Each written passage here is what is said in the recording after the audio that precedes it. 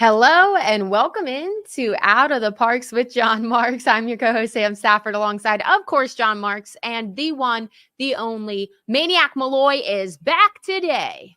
So we're expecting some. Sorry, missed that. I got to come back strong today with a big show. I really missed last week because I had this one bit I wanted to roll out. How much of a disappointment it is that the Phillies did not go out and get Randy Arozarena, because having the callers to Philly sports radio call in and try to pronounce that name, Randy Arozarena, like that, worth the price of admission right there. That was a big miss for Philly sports radio. I would have loved to have to hear that attempt at pronunciation. Randy I think you're correct on that, because you guys know I'm not the best at Castellanos. I'm not the best at pronunciation, and even I have to spell it out in my head, kind of Arosa, because there's that Z arena. Yeah, but you also don't have that deep Philly accent. Oh no, so that would have been really. I'm just very disappointed in that. It's an elite thought, because we a lot of people still have problems pronouncing Kevin Cobb because it's not spelled Cobb, and you'll still get the occasional caller. Yeah, Kevin Kolb wasn't very good. Like, dude, it's been almost 20 years. You got to get Cobb right. Come on, man. Arozarena was the man last night, dude. He hit a freaking homer. It's kind of like with Giannis. You hear everybody call him just Giannis because no one wants to try to pronounce his last name. That's the way we would just call him Randy. You know what? Damn it. Yeah, you're so right. God damn it, Randy. Yeah, but that's great. A good first name and a last name together. I do want to bring this up because I actually screenshotted this, though, because, while we're on the topic, your guy, Gregory Soto. What did he do? You were on board with him. Did he get lit up? Lit up. He's been getting lit up, but things are not going well for Gregory Soto in Baltimore. He just gave up 4 runs with 2 outs against Toronto last night. Ooh.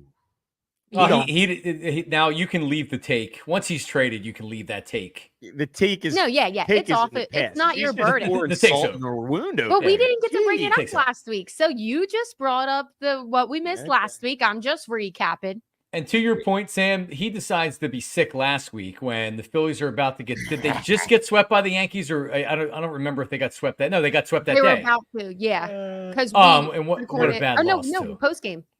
We did post game. That's right. Oh, and it was a bad loss. It was a bad loss. Ugly. Yeah, we were all a little sick last week. Good one to but me. We worked through it. It was a good miss.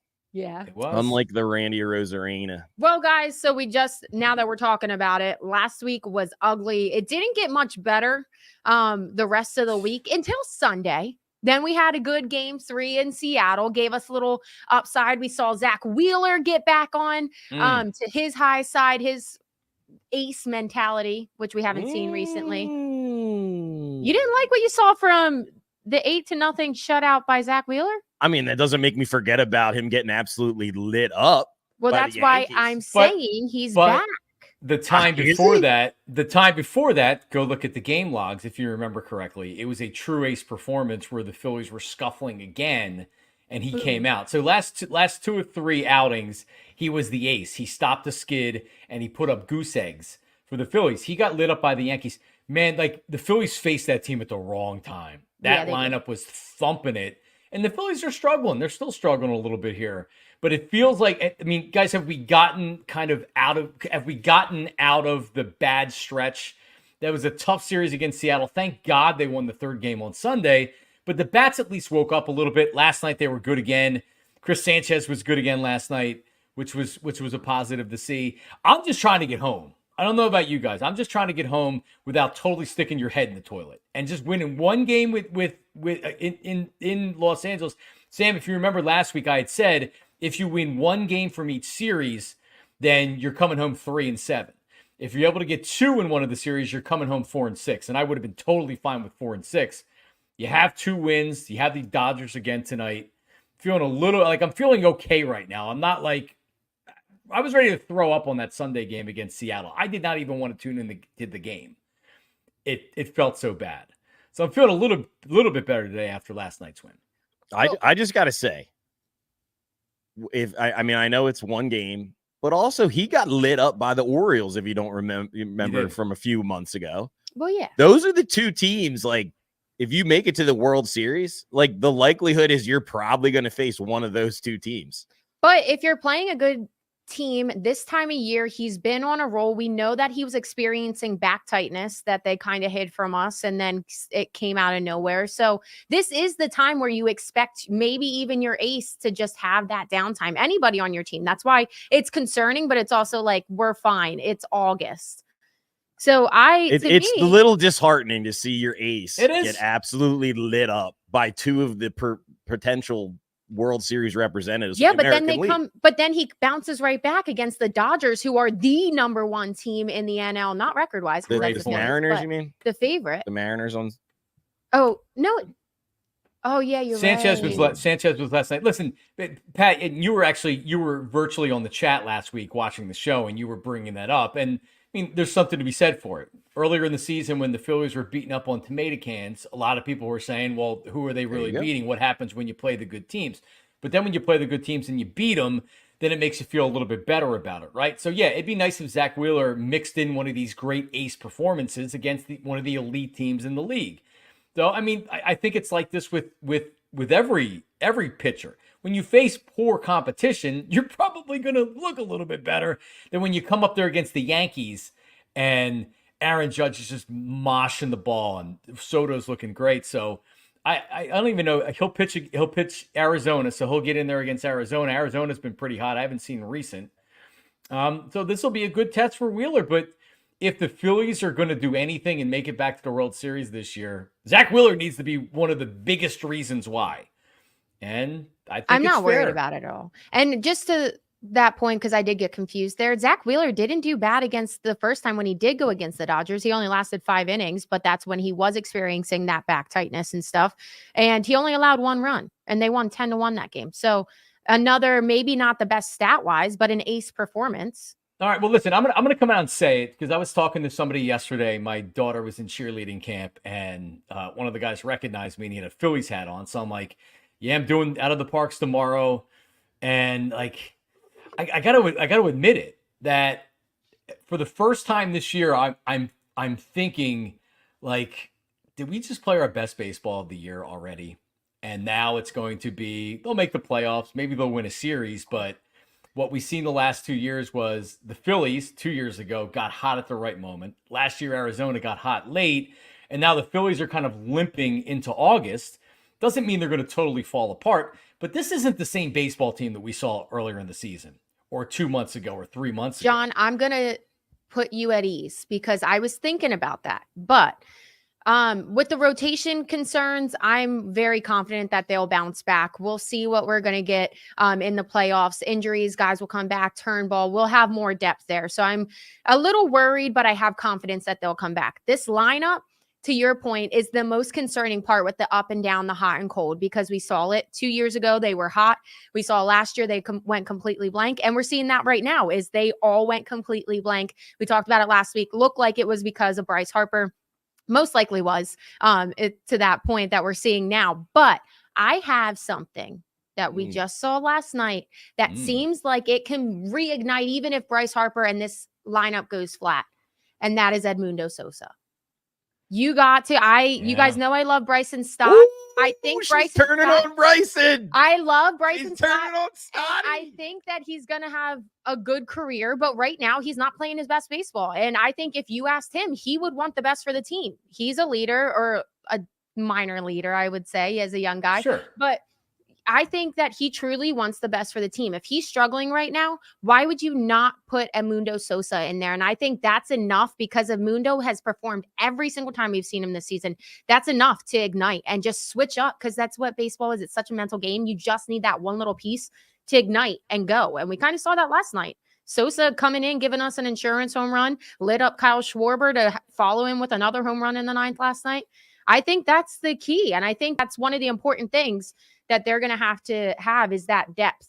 I like that you brought it up because I was locked in for all 4 of Edmundo Sosa's at bats. And honestly, against Kershaw in those first 2, he looked horrible. And here's another thing. That game last night, you absolutely have to win that game against a Clayton Kershaw who is done. He's finished. So He is done. And how they didn't get to him earlier is a little bit concerning. Sosa getting in the game, it's great to see him. And I was very, very much locked in for all of his at-bats, like I said. Stott's hitting 241 on the year.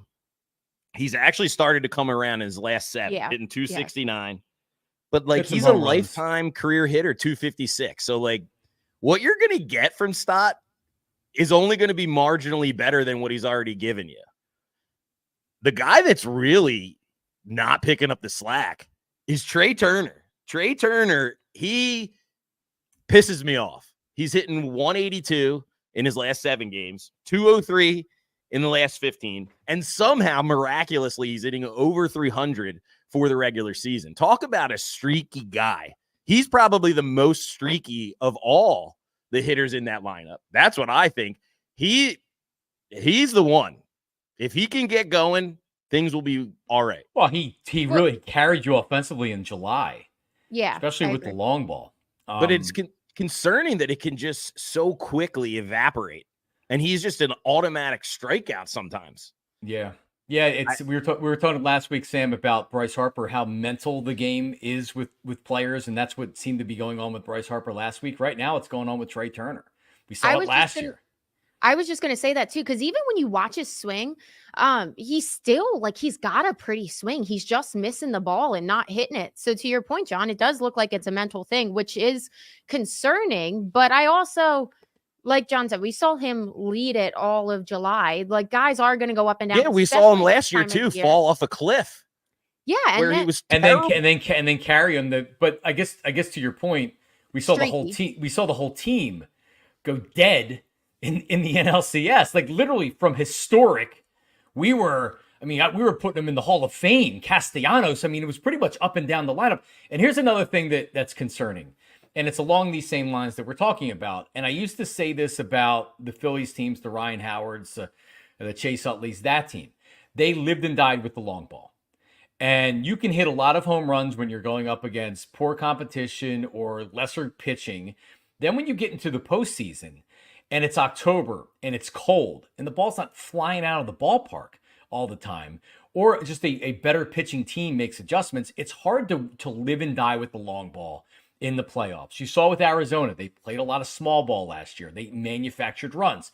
What have the Phillies been doing in their wins? Their last 2 wins, what were they doing? Hitting home runs.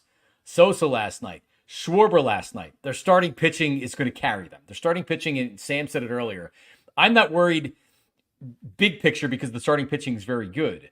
But this lineup's streaky. And if they're not hitting home runs, they're really not scoring runs. And that's concerning all around based on what we saw last year. And based on what happens. What you're saying too, it's when they're winning, they're hitting home runs. When they're losing, they're leaving guys on base. Yep. Yeah. Like they're just leaving them loaded, leaving the bases loaded last week against the Yankees. Like, I'm sitting there thinking this game is over. Nice. We're going to win this. Double play.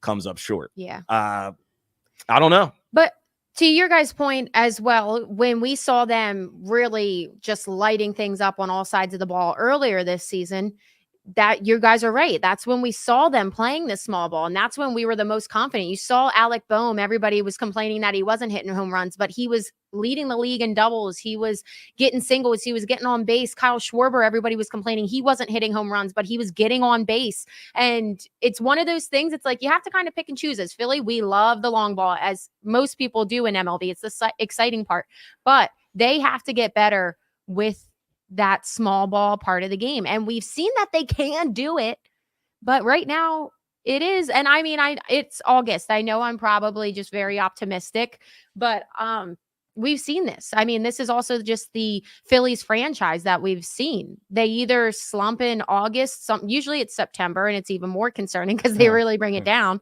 So I'm fine with it being in August. And if they can get back on track.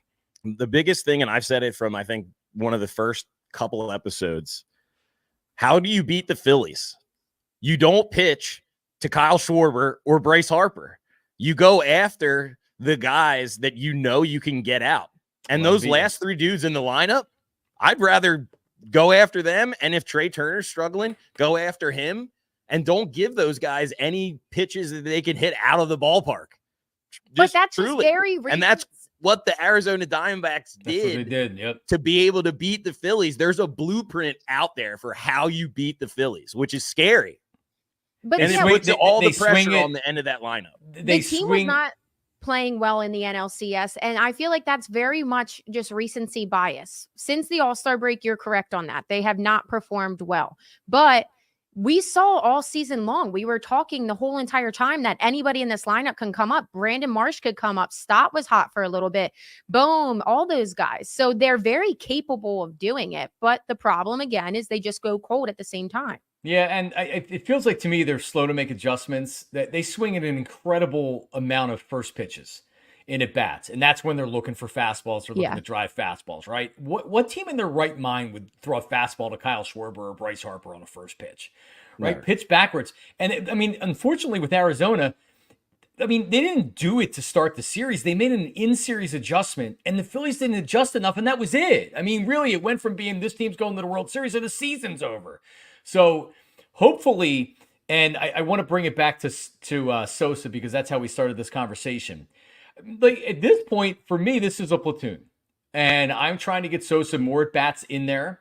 When you feel like that you need to get his bat in there, playing him a lot, I think neutralizes the type of player that he is. Yeah, but last night he had a 2-out. He had two 2-out RBIs. And I don't think it was the home run, or maybe it was. But guys were getting RBIs. They were hitting with runners in scoring position and 2 outs. Sosa has been more productive than Bryson Stott this year. I'm not totally trying to shit on Stott because he hasn't been horrible. But you tell me who's made more of an impact in their playing time this season. Mundo Sosa or Bryson Stott? And for me, it's Sosa. And it's not even really close.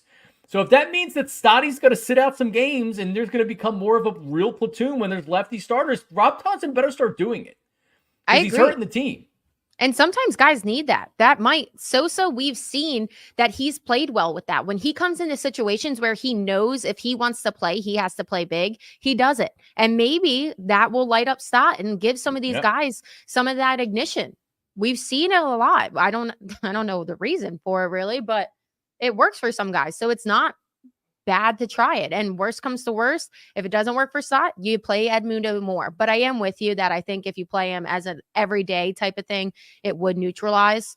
But I think he's the perfect piece to come in and just give this some spice. Yeah. I'll tell you what, Brandon Marsh, I think he's like, coming into that at bat, one of his last at bats, he was like 4 for his last 6 hitting off of left-handed pitchers. Yeah. Something that I said earlier this year, I said, you just got to let this guy loose. Yeah. Like he was hitting left-handed pitchers in the beginning of the season and they were giving him a chance and then went away. But he was really bad. He did. Lefties. Yeah. He went through a little. I don't know.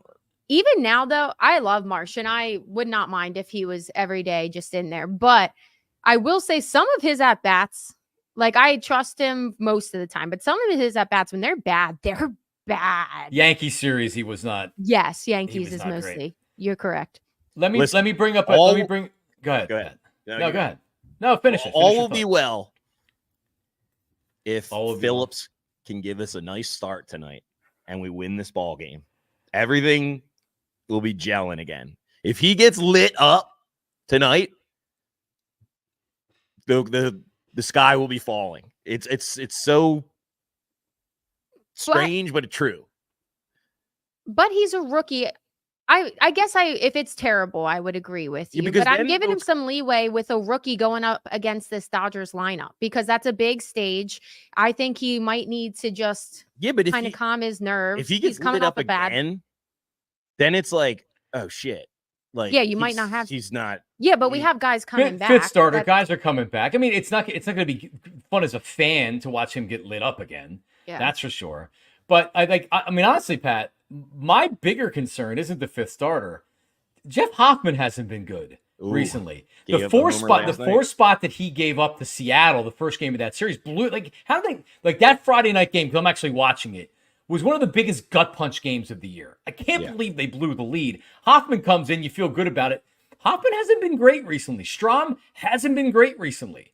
So these guys that carried your bullpen for really right up until the last 2 weeks or so, starting to maybe, come back down to earth a little bit.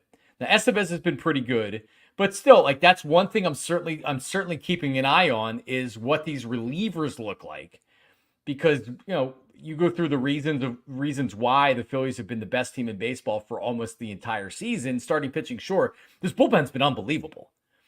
So Jeff Hoffman again last night, like you said, Pat, home run. It's tough. Strami looked pretty good though, getting Ohtani in a big spot. Yeah, last night. That was big. I agree. You with got to you. win this series. Shohei has actually been slumping lately. Yeah. He's actually not been himself. Freddie Freeman was off with dealing with what he had to deal with personally. Right. Like you gotta win this game. You took the season series from the Dodgers, which is a huge thing. That's big. Yeah. In case of tiebreaker. Yeah. So that was a nice win last night. Let's build off that tonight. Need a good start out of Phillips, the hometown guy. I want to ride this story for as long as possible, but I hope it's not fool's gold. And I don't think but if he gets lit up, look out. Maniacs go crazy. It will be, because then I'm just going to be thinking every time he goes out until they get reinforcements. And you guys are talking about these reinforcements coming back. Like, we're so excited to see Taijuan Walker take the hill again. Is Mercado available to come back up, Pat? Who? Mercado, is he available to come back? Oh, Mikey Mercado. No, dude. Like, that's, especially with the offense, like, going through their troubles. Then you're throwing out a guy, But Sam just said it. Turnbull, he can't be that far away. Taijuan Walker's not that far away. I'm not worried about the fifth starter. All right, I'm more worried about Aaron Nola giving up. I was just going to ask you guys that. Your confidence in Aaron Nola. Obviously, this is something we see year in and year out, is Aaron Nola coming up and down throughout the whole entire season. But it did look kind of concerning the other night when he let up 4 runs in just 1 inning. And that's all they needed to win, because the lineup, like, sometimes obviously the lineup, you have to score runs, but sometimes you do need your guys that are looked at as aces. And Aaron Nola's not the ace, but he is considered an ace. And you need guys like that to come up for you, especially when your lineup's struggling recently. And I thought that was very concerning. 4 runs in 1 inning, and that just killed him right there. Who pitched in that game for the Dodgers? I can't remember. Let me go back to it. The 5th it was, right? Glasnow. Yeah, Tyler Glasnow. And you got Glasnow's good, obviously. Yeah. So, I mean, if you look at Aaron Nola, right? You look at what he's doing this year. I'm not concerned. This is just what he is. He's got a 3.5 ERA. He's 11-5. He's made every freaking start that you ask him to, just like he always does. He has 23 starts. He hasn't been injured. He keeps you in the games. He doesn't normally get lit up, but this is Aaron Nola. This is why I was negative on Nola to start the season. It's not that I thought he was a bum or anything like that, but you just gave a long-term contract to a guy that is like, this is kind of his MO. He's going to pitch in the 3s, which is fine. It's great. But if you have an expectation, like Sam, you just said he's an ace. Well, I mean, define ace. He's a good starting pitcher. He's a valuable starting pitcher. But like with Zach Wheeler, we've seen 2 of the last 3 outings where your team is reeling and you need a goose egg. Aaron Nola doesn't do that a whole lot. He is a big game pitcher, though. He is. Big game pitcher. Knock on wood. In that Citizens Bank Park. He's good. He's good.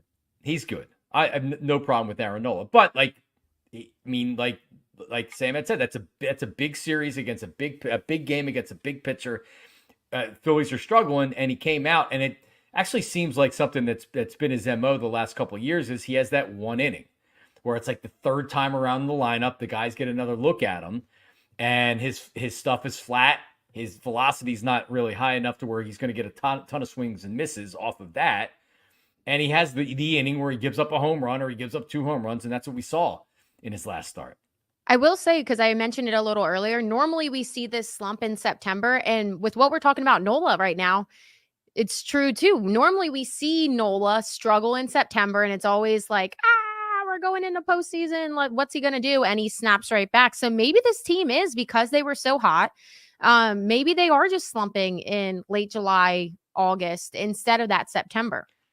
They've lost his last 4 starts. Now, one of them It was was. that extra inning game against the Yankees, and they're not all his fault. The bullpen Yeah. have blown some of the games, but 6 innings, 4 runs, 5 innings, 4 runs, 5 2/3, 2 runs, and then 6 innings and 1 run. That was against the Twins. That had been great this last month. Do you remember his ERA was in the 2s, I believe, after he beat the Everybody's Dodgers? was. Yeah, after he beat the Dodgers the last time out, which was I believe right before the All-Star. Yeah, it was right before the All-Star break. So not a great run here for Aaron Nola. So you hope that he's able to kind of rebound and be more of the Nola we saw in June and before that. Before we look at the Cy Young watch that we always do and wrap this up, I just want to know. So, like, I'm very optimistic. I still have a lot of faith that this team's going to snap out of it. I think it's just that middle of the year slump that we're seeing right now. And I have confidence. Guys going to come back. Guys are going to heat up, blah, blah, blah. How do you guys feel? So what's your overall feel? Are you guys actually in panic mode yet? Well, Maniac, I'm not panicking.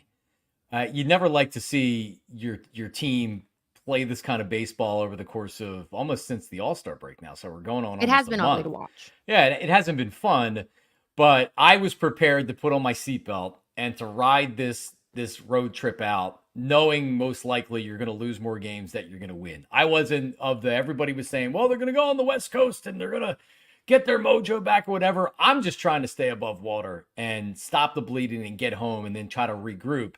But I'd said this to you earlier. Now it is starting to seep in my mind that maybe the Phillies have played their best baseball of the season. And we're going to see them not limp into the playoffs, but they're going to make the playoffs. They're going to win regular season games. Now it's going to be about matchups. So the confidence that this is a World Series team has been zapped from me, for sure. Zapped. Unfortunate. I'm not in panic mode. I am very leery. And like I said, there is a blueprint for how you beat the Philadelphia Phillies. You get by the first 3 guys in their lineup and you make the rest of the team beat you. Those dudes have now until the playoffs to figure it out. Guys like JT Realmuto, got to get that back going. Castellanos, a little bit more confident in him, but he's always due to go into just an absolute funk. Guys at the end of the lineup, Marsh, Stott, they got to step up because the pressure will be on come playoff time. And I'm looking at both of these lineups, the Dodgers and the Phillies, and you know that all roads go to a series versus the Dodgers. This lineup that the Dodgers have, they have a monster. Yeah. It's a monster. Yep. Yeah. We and knew it's that. and they don't necessarily rely only on the home run, like you said earlier, John. That's going to be the difference. It's like if they can get hot and stay hot, and that's scary because that's like not possible in baseball for you to just expect it. Right. Yeah. And you can't just turn it on magically. And I think the question should be asked and can be asked: how much confidence do you have in the manager pushing the right buttons with the lineup? I'm good with his bullpen decisions for the most part. I think he manages the staff well. But when guys are cold or guys need something, it just seems like the Topper doesn't have all the answers. And like Stubbs batting, what game was it where Stubbs was batting again in the 9th inning? And it's like, what are you doing? Monday. It was Monday. Yeah, it was Monday. It's like, what are you doing? Get him out of there. I'm tired of seeing Stubbs. I know he has to play. I know JT's coming off an injury or whatever, but like, come on, man. Like, you gotta like. I watch the games too much, and I think, what is he doing? Like you got to do something. You're just sitting there. You're not doing anything. To your point, also, I mean, even with Stott, he's finally starting to get out of that funk, like we said, and now is when we're seeing the possibility of Edmundo Sosa coming in, really. So you're right on that. Maybe he's giving him too much of a leadway, and we've had this conversation before. I do want to hit on, because you had a good point there. JT has not been the JT that we normally see at the plate. Are you guys concerned about that, or are you just big time coming back? Big time, because we've also seen him. He's been a big really piece. Been bad. We've seen him been clutch. We've seen him. In the past 3 seasons, he's expected to perform at the plate. He's an all-star catcher that makes a lot of money. You need more from him. He's an offense. And you just like last night I'm watching the game and I noticed that they must have just got, when did they get Kiermaier? They got Kiermaier trade deadline. Deadline. They got Kevin Biggio at the they got trade Flaherty, deadline. the Now, starting pitcher. They even have Jason Hayward off their bench, like, which is weird. The Dodgers are far, far, far deeper than the Phillies. So talk about pushing buttons and options and stuff.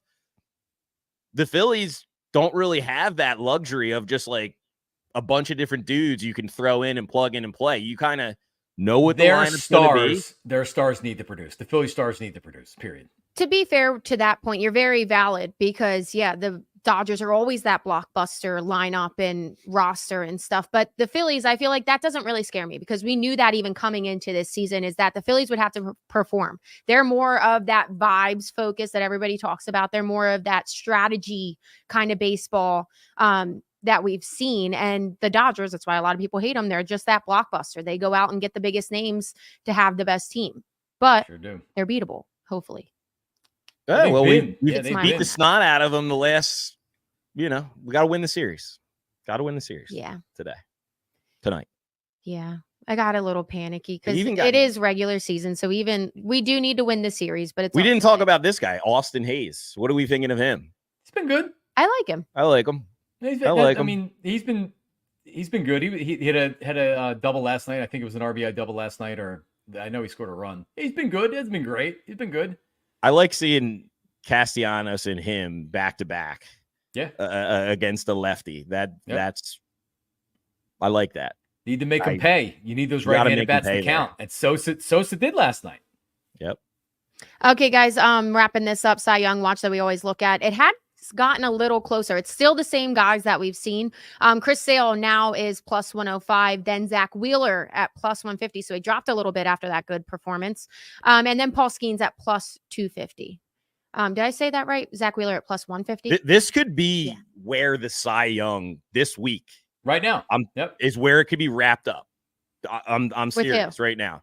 After you see Wheeler get shelled by the Yankees at home, and then now tonight, Sale goes for the Braves against the Milwaukee Brewers, who are a contender, and they got their ace on the hill tonight.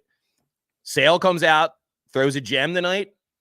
Wheeler doesn't quite deliver against the Diamondbacks. I think that's a wrap on the Cy Young because, like, how could you pick Wheeler to be your Cy Young Award winner when against the two best teams in the league, like he has been shelled? I know it's one regular season game for both of those two regular season games, but that matters. Wins and losses for the Cy Young Award matter. But you still have 6 or 7 starts left in the season. And to your point, Pat, I do understand what you're saying, but because of this Philly schedule, they have a lot of hard teams still to play. So even if that does happen, I think there's a lot of time for redemption because of the magnitude of the teams they have coming up still. The lead that Sale has in this will be very hard for him to cough up. He will need to throw some real thinker position, performances out there. He's got to throw out some really bad pitching performances. And then maybe Wheeler can nip him at the end if he finishes out the season strong. How many? But like I said, comes down. It could come down to this week. Well, we still have a series or two against the Braves too that we could see him, right? We have 2 series left. So that's going to be probably where it's decided if these guys still hang at the top there. They go head to head. Yeah, some head-to-head games would be good. Or at least the series. As long as Sale doesn't get lit up, which he probably will not, a lefty going up against our lineup, he could pitch decently and walk to the Cy Young Award. So I think you have a lot of faith in Sale. Just because, you see everybody go through slumps. It's not like he's going to be magnificent. Like, what are the odds that he's magnificent for the rest of the year?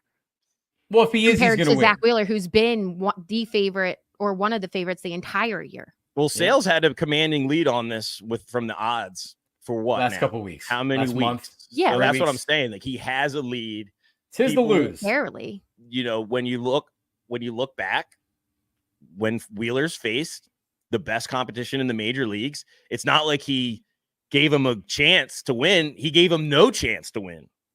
The ball's flying out of the ballpark. How can he win the Cy Young? He can't. I'm far from you on this conversation. I think I understand the magnitude of the teams. I'm down for it. We know his vote. We know who Pat's voting for in the Cy Young. And I'm going Wheeler 100%. All right. Chris Sale is known to get injured all the time, and he still has 2 months left of the regular season that you expect him to just make every start and perform in every start. I don't know the Braves schedule, but I don't see the reasoning in having more faith in him over Zach Wheeler. Zach Wheeler, what's the farthest? I told you why I have more faith in him, because Wheeler faces a good team. He's been lit up like a Christmas tree in the last 3 to 4 weeks max, where we've known that he's had back tightness and he's performed all year long, and you know that he's going to get tired and hit a slump. It's not a secret that he's going to have some kind of dip. He couldn't be the absolute favorite outright from the very beginning of the year. What's the farthest we saw him drop? Like plus 350 maybe in the beginning of the year. Sale's plus 105 on the Parx app, and Wheeler is plus 150. Close. It's not far. It's very close. Sale, when you look through his game logs, he's really, I mean, in 5 starts in July, he's went 5 1/3, 5 2/3, 5 innings, 7 1/3, and 6. And he's been good, but he beat the Brewers, beat the Mets, beat the Padres, Arizona, Giants. So it's not, I mean, let's see what he looks like against the Yankees. They were at the Yankees. He went 6 innings and gave up 1 run. So like Sale right now, Sale's in the driver's seat, but it's not by that much. And I don't know how this is, Sam, to your point. I would look at both pitchers, including Skeens, and I'd say all 3 of them. I would say I would give them an equal chance to win. It's going to depend on how they pitch the way out. Chris Sale just can't pitch be a B-level pitcher and win the Cy Young. Forward.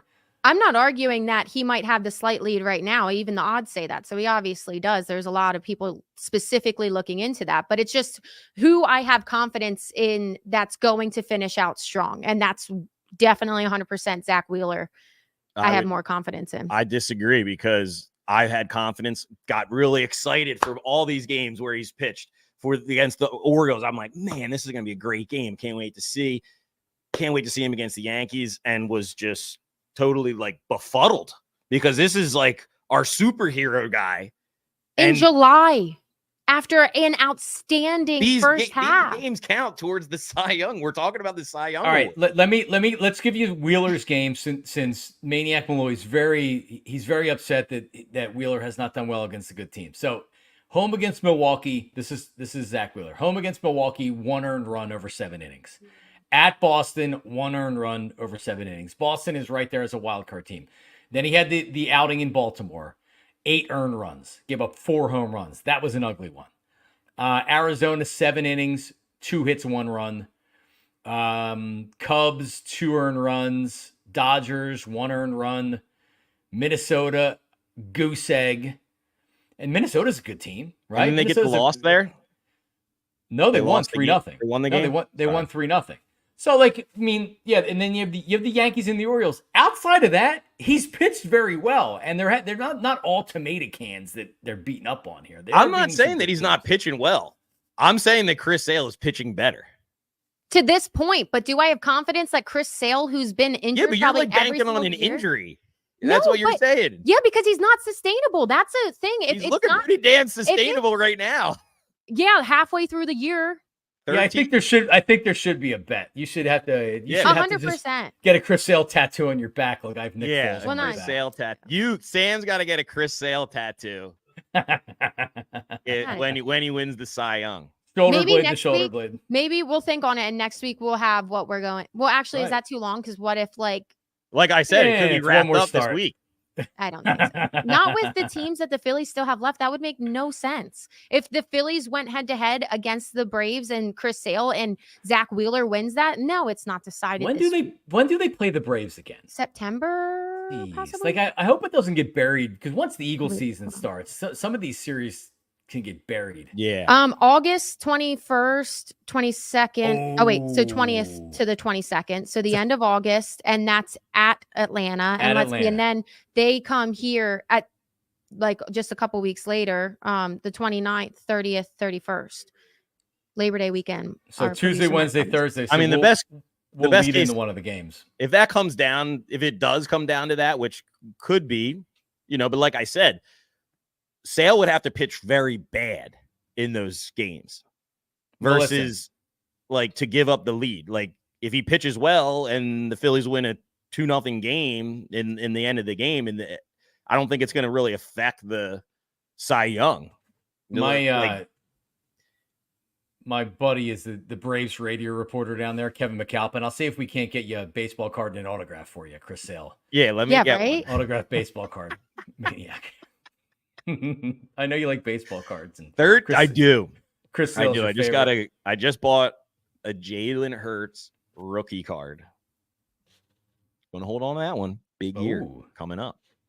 I'm going to put this out on social media too. Just who people have more confidence in. Well, I mean, all your followers are Philly followers, so they're going to obviously not take. Well, just make sure you mention the Maniac Malloy is not one of the people. Yeah, right. I'm not. Listen, he's got to show me something against a good team for me to get back on this. I'm not betting my hard-earned money on Zach Wheeler to win the Cy Young right now. That's the bottom line. And that's the bottom line. That's the bottom line, brother. Because he's looked really bad against two really good teams. Against good teams, he's looked and then almost bad. Pitched Against the bad teams, he's looked good.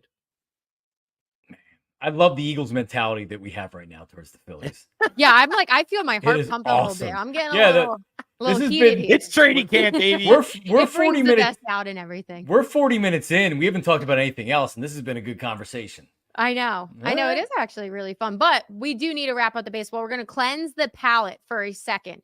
We do have Olympics. Before we get to the Eagles, I just want to ask this fun question because I saw it going around on social media to you guys. So if you could quit your jobs right now, even though you love it so much and we have a fantastic time and we have so much fun, if you could quit right now and train religiously for the next 4 years, what sport would you be going to the Olympics for? I'll go first. Thought about this. Thought about it. Handball. Handball would be my sport. It's one of the 5 Summer Olympic Games that the United States has never medaled in. Handball, first, Jackie. Handball. Interesting. And then I would get the bronze medal and celebrate like I just won the goddamn Super Bowl, like all these Olympians are doing over there in Paris when they get bronze. So they should, Mark said. I will say that I saw handball on the other day for the first time, and I was like, what in the heck is this? Because it's just so foreign to us. But knowing you and seeing you as an athlete, I feel like you would be very good at handball. I think I would be horrible because I'm only like 5'9". Oh, are they some tall? of these guys they're huge because if you notice the way they play the game, they have to like jump from that 3-point line and throw it. Now I have a cannon, leverage. So and that might be good. Oh, I'm shifty.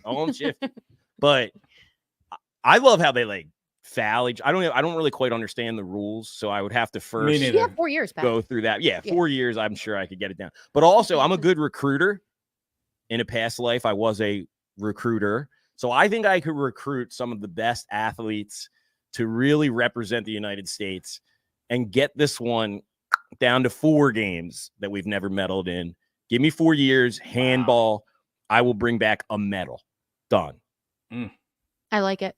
Good answer. What about you, John? Mark's equestrian? See, I'd have to say no. I don't really like horses being on top of horses. I know we're at Parx Racing and it's fantastic, but I don't need to be on a horse.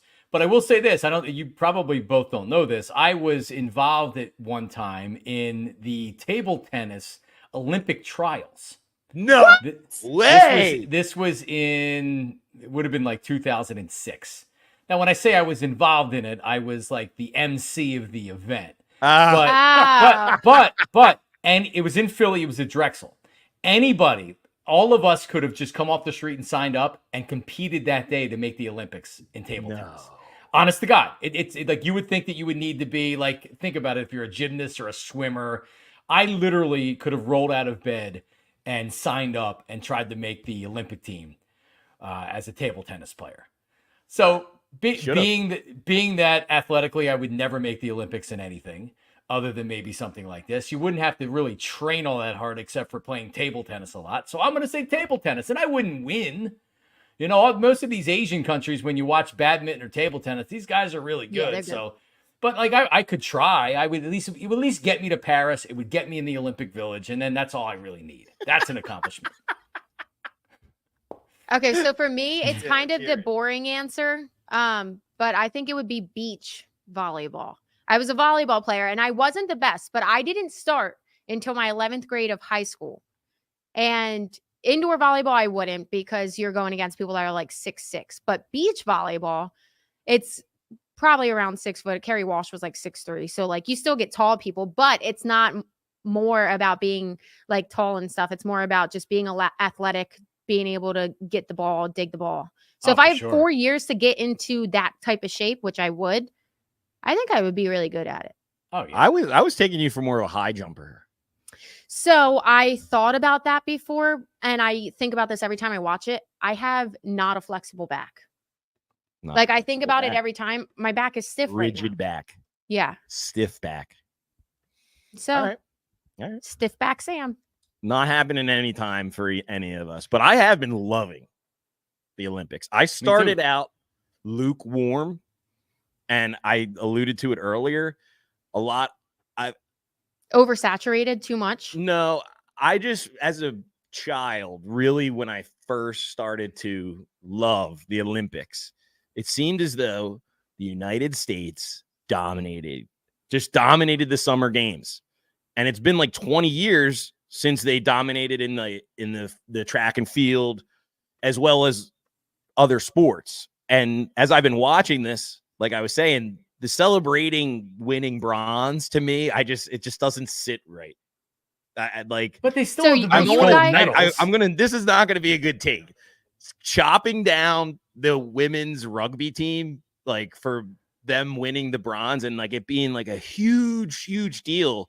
I know that's not gonna go over that good, but for me, it's like, damn, we used to win gold all the time. And then now, after these last 2-3 days, we have the lead in gold medals as well as the most medals, which is nice.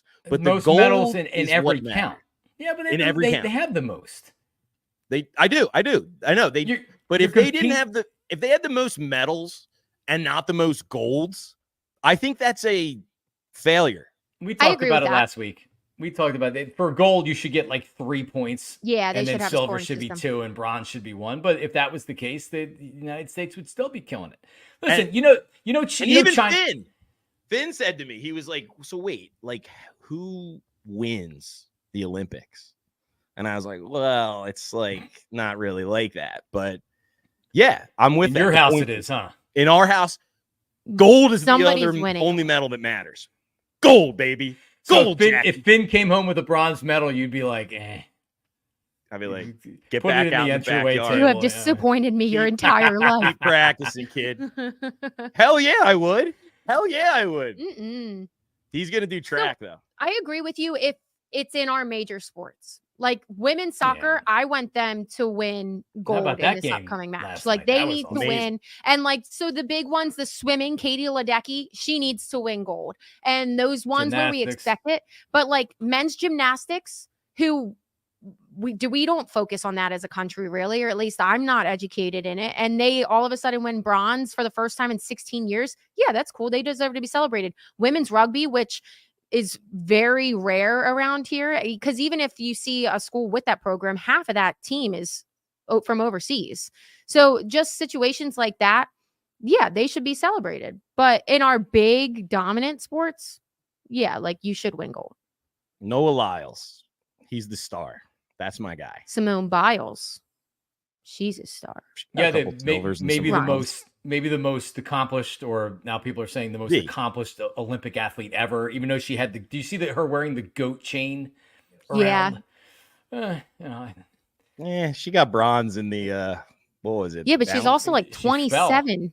Yeah, that's really unheard of. Yeah, it's unheard of for a gymnast to be doing it that long. But Well, I mean, Okay, and listen, then we're talking about it because we've all been watching it. I think it's been great. Yeah, and I didn't watch it at all. The last two, I think. I will say one thing. I think I mentioned this last week is how I kind of was like not liking the fact that I was just like looking everywhere and I couldn't really focus on one thing.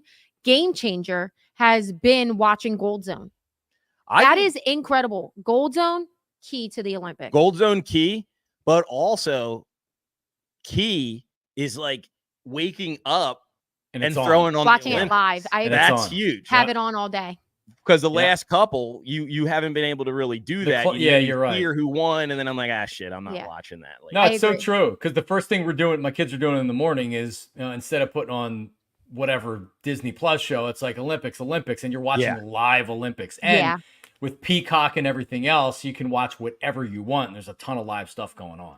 So, like that dude yesterday winning the 1500 was amazing. That's awesome. When he came down to the end and nipped that dude, he had to actually push the dude from Norway in the back a little bit. Like, get the hell out of the way, dude. I'm going by you. That was awesome. That was lit. That was good. I was very proud to be an American. I just have to acknowledge everybody that's watching this from their office desk right now is looking and listening to us. Like, you guys have a cool job because we're just like, we watch it all day long. Yeah. I'm up in the morning watching TV.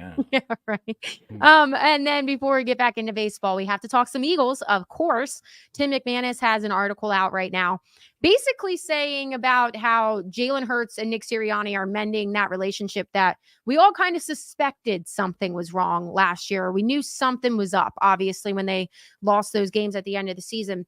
But the one quote that really sticks out is how Nick Sirianni straight up told the locker room, like, that was me. Last year is on me. And I think that's one of the big things moving forward for their relationship. And John, you were saying that there was even more that you took out of it. Yeah, I mean, he started, like you had said, Sam, he started, I don't know if it was before mini camps or it was the start of training camp, where he said that, I more or less, like, I let you down last year. I didn't do a good enough job. And team sources, and when you're Tim McManus and you're a reporter and writer for ESPN, there's not a lot of people that are going to come out on the record and say things, which is you have to use sources, right? So he has a ton of team sources. And I mean, really, like you had said, we realized that there were things that were off, but the relationship between the quarterback and the coach, which is so important, was considered broken last year. The divide was the offense, right? Like, Nick Sirianni was trying to make it his offense, and he was being very stubborn about what he wanted to do, and he wanted to do what he wanted to do. And Brian Johnson felt like that he was just calling the plays, but it was really nothing that he was doing with the offense. And I think if you looked at the offense last year, you can see why Jalen Hurts was frustrated and became not having confidence in the head coach. So, it's something now to where Kellen Moore came in. This is not Nick Sirianni's offense. Nick Sirianni very much is now a CEO with probably, I don't even know how much influence he has on the offense, which is good. Now these guys have to actually, like, get along, and the relationship needs to be there. And I actually took this from the last paragraph of the story, and it was from a team source. Do I think they will go to dinner together? Hell no. But it can be a good working professional relationship, and I don't think it's hatred. Well, all right. That's pretty strong, don't you think? Oh my God. Do I think they'll go to dinner together? Hell no. Hell no. They hate each other. That doesn't bother me. Tom Brady and Bill Belichick, did they ever go to dinner together? Everybody suspected that they didn't get along outside of the game. That doesn't bother me. I feel like that coach relationship, it clicks when it clicks. It's definitely better when you get along. Let's be honest. Which they're saying, they look like they are getting along now when you're seeing maybe they're trying. Yeah, well, here's where I'm going to go with it. What's going to happen the minute this team hits the first bout of adversity? That's going to be it. Because this is all honky-dory. Everything's great. 158 passes in a row. No interception. What happens when Sirianni has a colossal F-up, which he will have? What happens when Hurts has a colossal F-up, which he will have? And how do they respond from that? Because it's very easy for these wounds that have now kind of scabbed over to be reopened again, if you ask me. Last year, they needed to play in the Super Bowl in September or October. And you're coming off a loss in the Super Bowl. Your odds of getting back there are astronomically low. It's hard. It's extremely hard. And you have that Super Bowl hangover.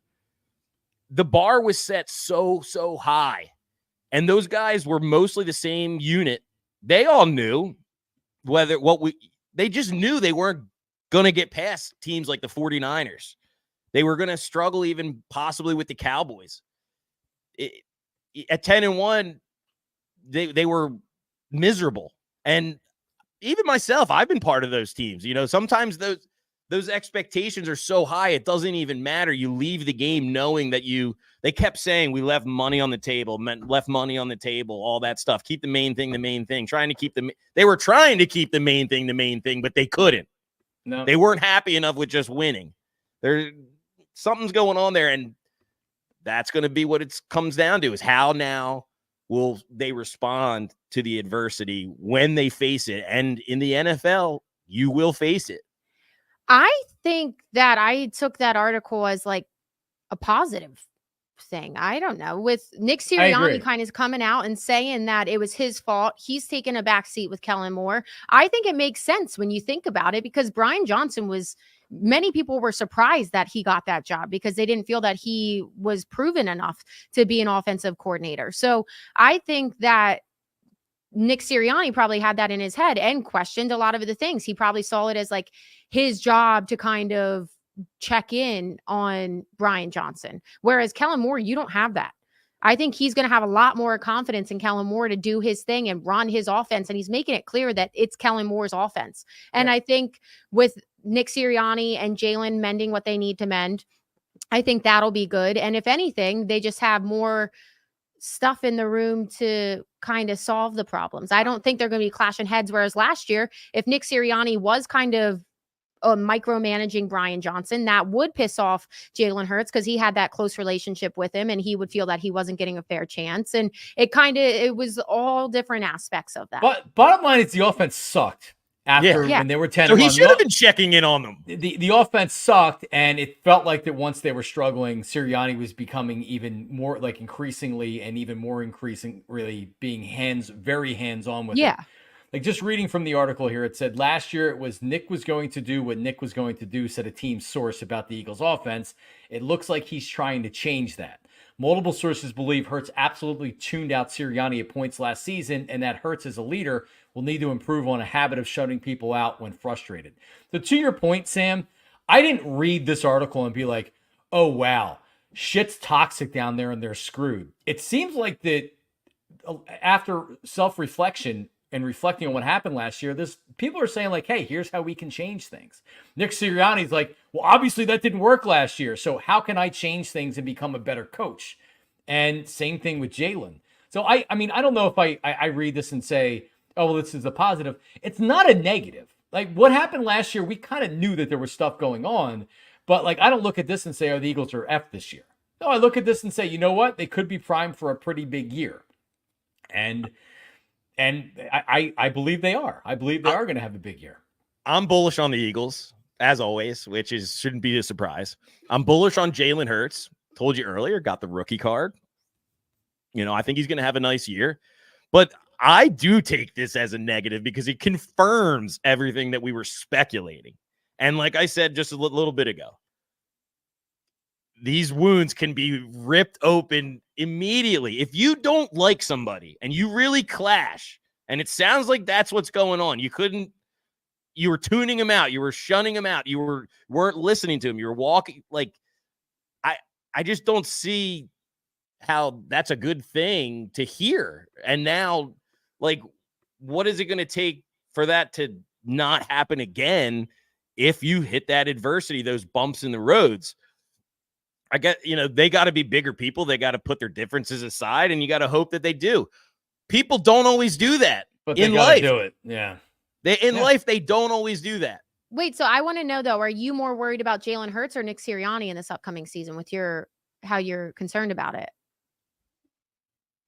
Because that changes my answer to you in a little bit. I would think that you're worried about Sirianni trying to make the adjustments or whatever, and Hurts and maybe some other players still eye rolling and being like, what is this guy talking about? But that's where I feel like this is kind of solved, because I feel like they're making it clear, like Nick Sirianni is not, this is not your offense. This is Kellen Moore's, because they have so much confidence in it. So I feel like the X's and O's, yes. Yeah. So I think that kind of is solved in that part where, like, yeah, they'll talk about it. And if they agree, like Nick Sirianni, Kellen Moore and Jalen Hurts agree that they need help, then they'll like bring in Nick Sirianni in that aspect. But I feel like last year it makes sense. Like Jalen Hurts was very close from a young age with Brian Johnson. He wanted him to succeed. If Nick Sirianni was overstepping his bounds and getting between that relationship and it was confusing and everything, not saying it's right because Jalen did not handle it right, but I think that makes sense where he would get some animosity against Nick Sirianni and be like, dude, let me do my thing. Let this guy get his chance, blah, blah, blah. I think it was just messy, and I think it's cleared up. What did they say? You never mix like family with business, and Brian Johnson was like basically a family member. Maybe that's it. Hopefully that is all that it is. And I know, and Elliot, our boy's been talking about it. Nick, what he's going to be doing as the CEO of this coach, and they were working on it yesterday, situational football, decisions in the game, managing the game. What is going to happen when he blows a timeout or something, or he's bad substitution? Like, he's been good with that, though. He is good with that. He's been good with that. And maybe you were right, Sam. Maybe that they have fixed it now, and the key element of that is Kellen Moore. And maybe we're good now. But it's definitely concerning to know for sure now that the coach and the quarterback are button heads and definitely went through it big time last year. And you don't forget about stuff. You don't forget about that stuff. Who knows what they were saying back and forth to one another, too. But now they're coming out and they're showing you that they're improving it. Like, you don't, that's one thing is like, you don't just like cast somebody out. They're saying that they're trying. It. Like I said, you're not going to really know until you face that adversity. Which is fair. Yeah, you're right. Like, so it's a concern. Do I think they will go to dinner together? Hell no. Yeah. That doesn't surprise me, though. I don't know. No, but even to say it and term it like that, like, so obviously they asked, like, well, do you think their relationship is okay? Like, well, do I think they'll go to dinner together? Hell no. All right, so they're tolerating each other, is what it feels like they're doing, right? But it could also be like, do you think your quarterback's going to go to dinner with any head coach? And I feel like that's like a hell no. Who goes to dinner with their head coach? Justin Herbert and Harbaugh, they're going out. They're having crab legs together. It's a metaphor. It's not that they're actually going to dinner. It's just that, like, do I think they're going to dinner together? Absolutely, hell no. Yeah, so they're not friendly. Andy Reid and Pat Mahomes are going to dinner together. Right. You know, like, but like that's a different situation. Yeah. And one other thing, and Mark Feldman had brought this to our attention because Jalen Hurts is being asked about this at training camp today. There was another part of this article that talked about how Jalen Hurts, remember, towards the end of the season, they just started blitzing Jalen Hurts and blitzing Jalen Hurts and blitzing Jalen Hurts. In particular, Wink Martindale, then the defensive coordinator of the Giants, they did blitz him like 68% of the snaps or something. And the Eagles couldn't adjust to it.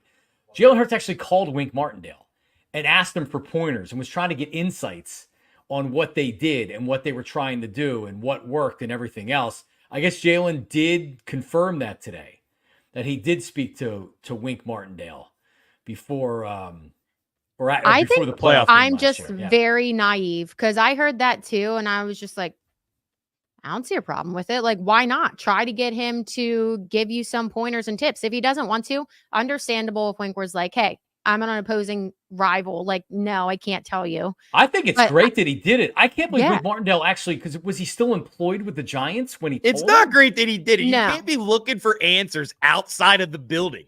That's the smart way to go. Why not? If somebody's willing to give you their secret, like, hey, how do you? That's like just proves that there's distrust. There's like, all right, I'm going to figure Agreed. this out. Did you see what the team looked like at that point? He's trying to do anything. But I also just think that is genius. Why not try to get better from every single aspect? If a rival is willing to tell you how to get better, why would you not take that? I would take every single advantage. I think that's a great move. Let's be honest. This goes on a lot more than we're making it out to probably. Yeah. Like, sure. Guys are friends in the NFL, and it's a small close-knit thing. I'm sure this goes on. True. Coaches lot share more information, than you players think. share information. Sure, absolutely. And If anything, I don't get why Martindale would come out and like act like it was actually newsworthy things, because also, like, to your point, they probably had a relationship, so Jalen felt comfortable Well, I asking mean, him, and it kind of but- crosses that. But also Martindale, I mean, he gave on the quote, he gave quotes for this article with Tim McManus, which is even more surprising. Like, why are you even saying this? I think it makes Wink Martindale look bad. Yeah. Like, it's Like, one you're- thing. It's one thing to have a conversation. It's another thing. I think he was still employed at the time, because it took a little while for him and the Giants to actually part. right. So, like, he was employed by the Giants. The starting quarterback for the Eagles is looking for tips to, like, hey, you guys beat me. You had a lot of success against me. Hey, what did you do? Right? Like, there's one thing to where it's like, hey, listen, maybe they have a relationship. I appreciate Jalen reaching out and asking the defensive coordinator. If I'm going to give him information, I'm sure as hell not blabbing about it to the media for an ESPN story. It's stupid. Yeah, I He's think on to Michigan. Yeah, I he's think got the nothing to thing- worry yeah. about. you look Sure. at this as an Eagles fan and you're like, oh, no big deal. Props to Jalen for trying to get better any way that he can. If I was a Giants fan, I'd be pissed, because he's I'd be gone. like, are you telling them how he beat him? Are you an idiot? So I But think they had a that really side- tumultuous end there. They did. They And did. so he Yeah. could have been just doing He's that as a pissed. means to be like, throw the bird up to the Yeah. Giants. Like, fair, screw you fair. guys. but And still, I'm Giants fan. not feeling like you. Like I said earlier, I think it's kind of strange that you go totally out of the building to the Giants defensive. I mean, I don't think it's normal. it's not normal. It's not a good sign. I like it. Keep doing you. Get better however you can. If somebody's Well, it willing to didn't tell help. you the secret, It didn't Oh work. my God, it sure didn't. No, but I think it shows the desperation that the team was under last year going That's into the playoffs. fair. Right? And like when you watch the Eagles play those last couple games of the season, if you were expecting them to shake that funk and come out against the Bucs and actually look like the team that was 10-1, I don't know, like, you obviously weren't watching the last month and a half of the season. And Jalen was desperate. So I appreciate the fact Jalen reached out. At that point, it was over. yeah. Over. Very good point. Okay, guys. Before we wrap it up, back into MLB. So I just had to bring this up because it's somewhat relatable. The White Sox, we think the Phillies have been struggling. The White Sox, absolutely terrible, man. So they just won their first game finally last night, stopped their losing streak at 21 games. They almost came through for Philadelphia, Blackjack. though. Yeah. But, yeah. The Way to make Phillies that always relatable there, too. seem to be, anytime there's a story about futility, the Phillies always seem to be very involved in that story when it's Yeah, well, so- historic futility. They were going, hopefully they were going to hit that 23-24 game straight, because the Phillies, 1961 Phillies, hold that record for 23 straight losses. So I was hoping that the White Sox were going to get it, but they won last night to upset that.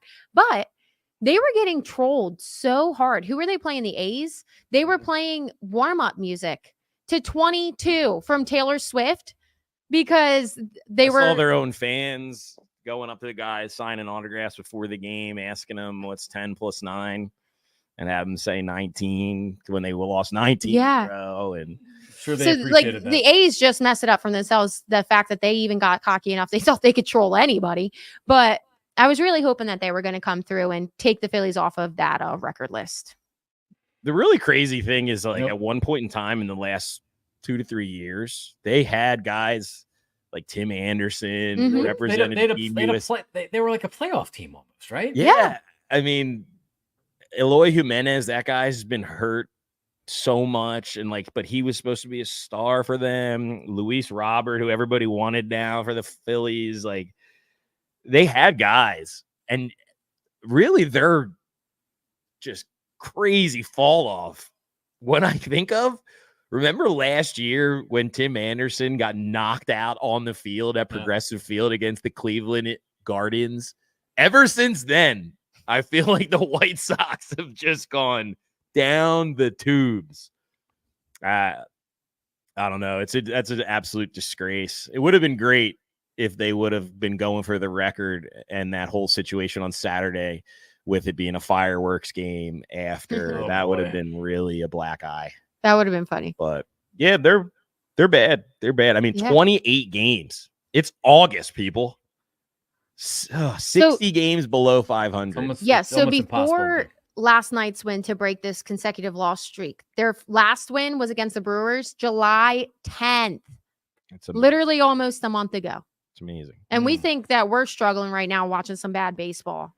Yeah, poor you guy. know what? Man. If the Phillies don't win the World Series, they're finishing tied with the White Sox, in my opinion. I agree. So I agree. I was that's why watching we are the way we are. I was watching a video. Ozzie Guillen, the former manager, their former Yep. manager, he does the post game for NBC Sports Chicago out there. Him and Frank Thomas. It's actually a pretty good post game show. And Guillen was trying to get the job before they hired the guy that they currently hired. Right. And he's kind of doing a victory lap after, I forget, it was after 19 or 20 losses where he was just kind of sitting there being like, oh, but I'm too stupid. Yeah.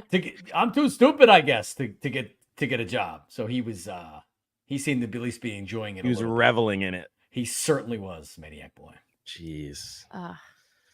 Some tough baseball, but you love it. Okay, guys. So we mentioned it before, at the Arizona Diamondbacks this weekend. So John, who you taking for Out of the Parks with John Marks? Well, listen, I've been on a little bit of a cold streak here, but Kyle Schwarber certainly has been heating up a little bit.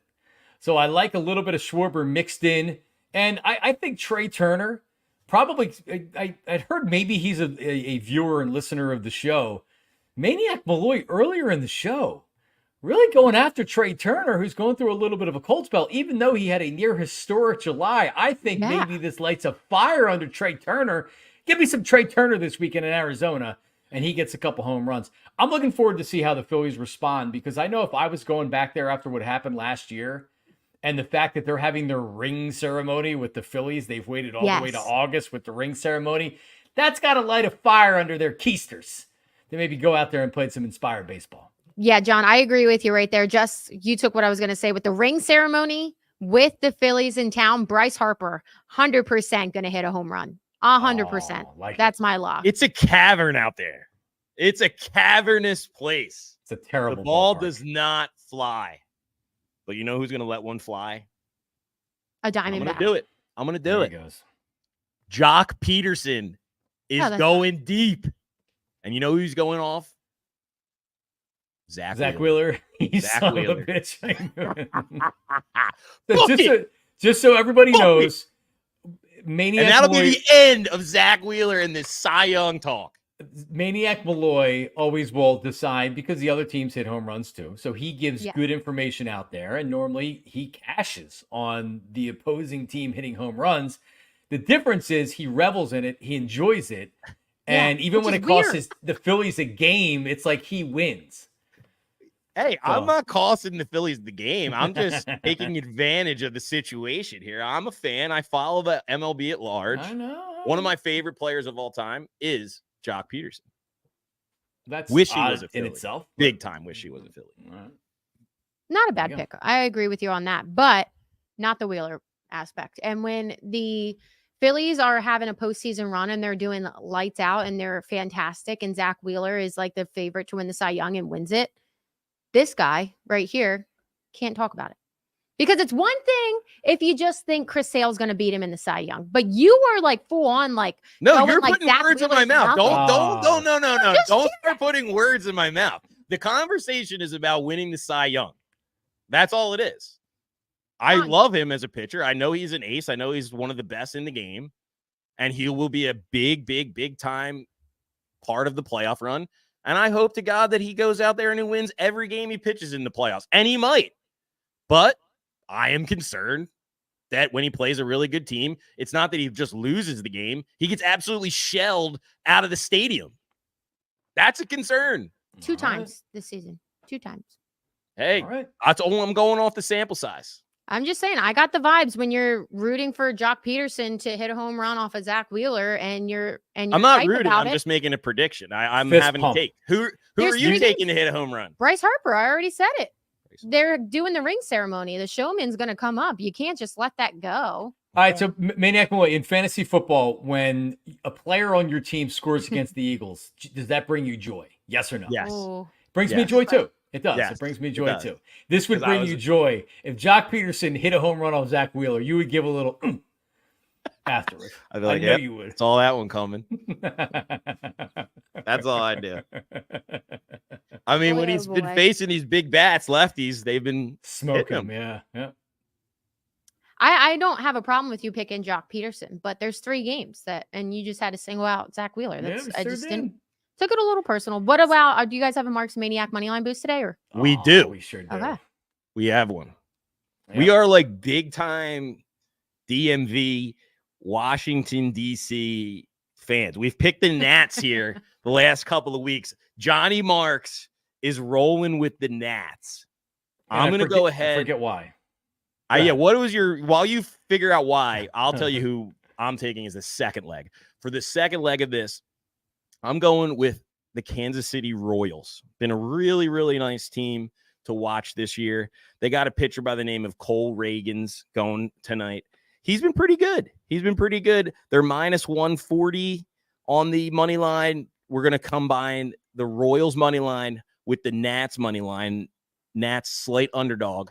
It was plus 300 now, courtesy of me and Mr. Marks over there. What we got? It's now plus 400. Oh, come on. So find that one, bet that one only on the Parx app. Yeah. So here's my reasoning. Blake Snell is coming off a no-hitter. And Jake Irvin. Jake Irvin's very good for a team that's like kind of one of the Nationals are one of these teams that like they're not the most talented team, but they play hard. You know what I mean? Jake Irvin's a good starting pitcher that no one's probably heard of, but just get Blake Snell coming off a no-hitter, maybe has in Washington, kind of hard to get up for that game. The Nats hit him around a little bit. Boom, take the Nats today. One of the reasons why I like the Royals have recently played the Red Sox. It was a pretty hardcore, crazy series. I think that was the one where they were throwing at Bobby Witt Jr. They lost 2 out of 3 to the Red Sox. They're coming into this game losing their last 2. These are 2 potential wild card teams. Cole Reagans has been a good starting pitcher for them. Let's back the Royals today as the slight favorites. Let's go KC Royals. That's it. Not much. And one more time, what was it? And what did you do? Boost was plus 300, boosted to plus 400. Find it only on the Parx app. Yep. Love it. And one more thing to plug is just our summer surprise code. Oh, yeah. Summer surprise code. So that is dog. Code. Hey. Today it is Dog Days 82. Dog DOG Days DAYS 82. You have until midnight tonight. Plug that one in. Get a nice little mystery casino bonus and spin your heart out. Yeah. So there Love we go. And just like that, we didn't do it today. Tell them what to do. Like and subscribe. We did in the beginning, but like and subscribe. Make sure you do that. If you watch this long, an hour and 17 minutes, you might as well like and subscribe. You probably have already liked this. I hope everybody was arguing along with us. Did. I'm interested to see who people are siding with, but let us know. And with that, follow us on social media at John Marks Media, at Parx, at Sam Staff Official, at Maniac Malloy, boom, at M Feldman. Is that what you are, Mark? Yeah. Mark _ Feldman 99. Shout out. It just rolls off your tongue. Of all of us. Rolls right off the tongue. There you go. He needs to change that thing to Feld Money 92 or something. Come on, Feldy. 92. Come on. I like it. Okay, guys. So that wraps it up. Just an hour and 17 minutes in, a quick one today. No, we had a fun conversation. So that wraps up episode number 19. And we'll be back next week with you. I don't know who they play next week when we're going. Marlins. Oh, so little NL. Get to see Xavier Edwards up close and personal. There we go. So looking forward to talking to everybody again next Wednesday. See you. Go Birds.